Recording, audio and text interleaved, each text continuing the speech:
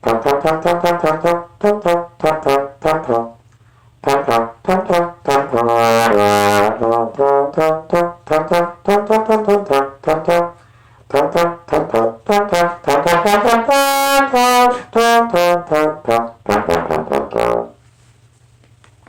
on, come all. This is the part 3 of my 3 trombone videos, and today I'm going to be talking about my bass, which is the Getzen 1052 FD.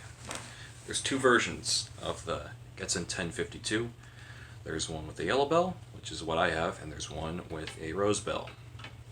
There's also the 1062, which is a dependent version, and that one actually, in addition to being dependent, also has a dual bore slide, whereas the 1052 has a single bore slide, which I prefer.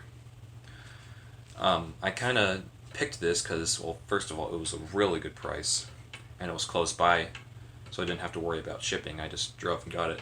But I kind of just wanted a bass trombone that was just really middle of the road. I mean, it's just basically the standard build that you would expect of just like a middle of the road bass trombone. It's got just a kind of like a regular weight, medium heavyweight slide, single bore, yellow tubes, nickel crook, regular independent rotors, and just a 9.5-inch bell. I think normally if you get these in the yellow bell, they come with a yellow tuning slide, and if you get them with a rose bell, they come with the rose tuning slide. Mine came with the yellow bell, but I swapped, and now I have a gold tuning slide, so yay me. Also got my Sheridan Get a Grip here to help me hold it. And the thing about Getzen 1062s is that they're basically a better version of the Bach 50 B30 in basically every way, because you have the ability to change lead pipes and tuning slides, and also just the valves are better. Like I am willing to bargain that your average 1062 is better than 90 to 95% of Bach 50 B3s, and I guess it's kind of the new Bach 50 B3 and 50 B30 in that regard. In terms of if you want a bass trombone with rotors, that's kind of just a good price and professional quality, then this is what you get. I'm using the 2 lead pipe myself, and also a Doug Elliott MW111 Gold Rim of the LB series, the LB L cup, and the 8 back bore, which the 8 back bore is for single bore slides. These also have the thinnest gauge bell that Getzen Edwards offer. You can get up to, I don't remember the number exactly, 23 gauge. I think this is the 23 gauge and the 20 gauge is thicker, something like that, but they choose to put the thinnest gauge on these.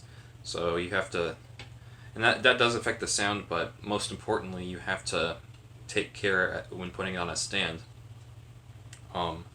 Because I've put a few tiny dents in here from putting it on the stand, which I never did with my old bass, which was the Con 112H, which has a much thicker bell.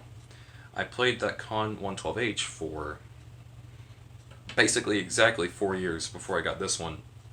Excuse me.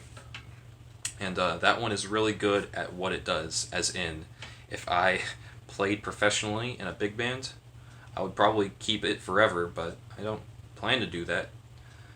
And although I can play jazz with this if I want, and I can play orchestral with this if I want. But the thing about the one in most con trombones, including the 112H, is that when you play them really softly, they have this nice mellow sound, but they brighten up super fast when you put any kind of loud sounds through it.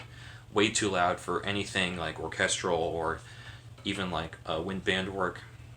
Whereas this one kind of falls in between. It's not super dark and it's not super kind of bright and punchy. It's kind of just bass trombone sound. And that's what I'm looking for. This just has a better high range than the 112H. I didn't even know how used I was, how much I had gotten used to kind of the kind of high range on the 112H. And I got this and I was like, oh, it's that easy, huh? I can just kind of go through the ranges in whatever kind of slur I want, and it's so much less of a chore on this one. I'm grateful for that because I didn't even realize how much better I could have it.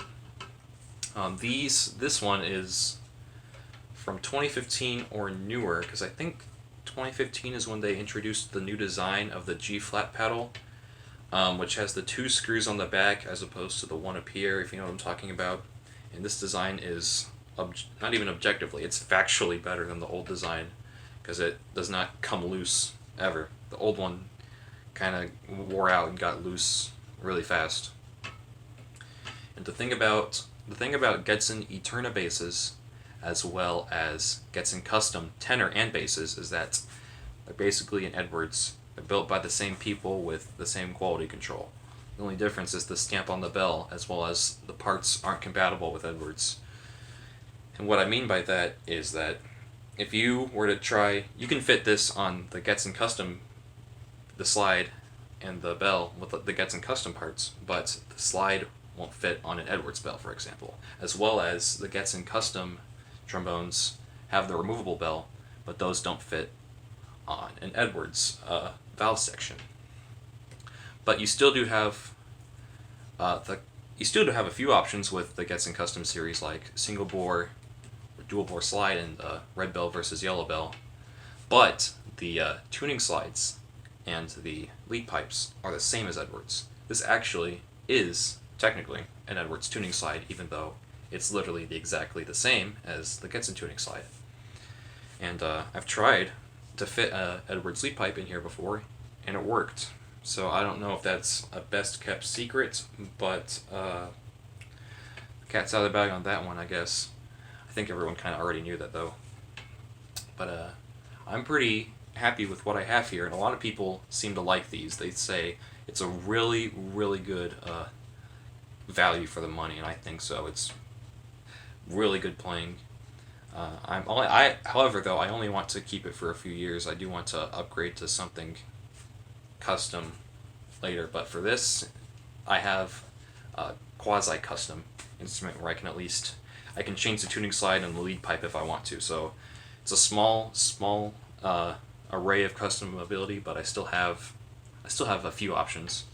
But for now, for my uses, I'm really happy with it. So that is the Getzen 1052FD, which among obscure trombones, this one's probably the least obscure, but there's still not really any YouTube videos talking about it.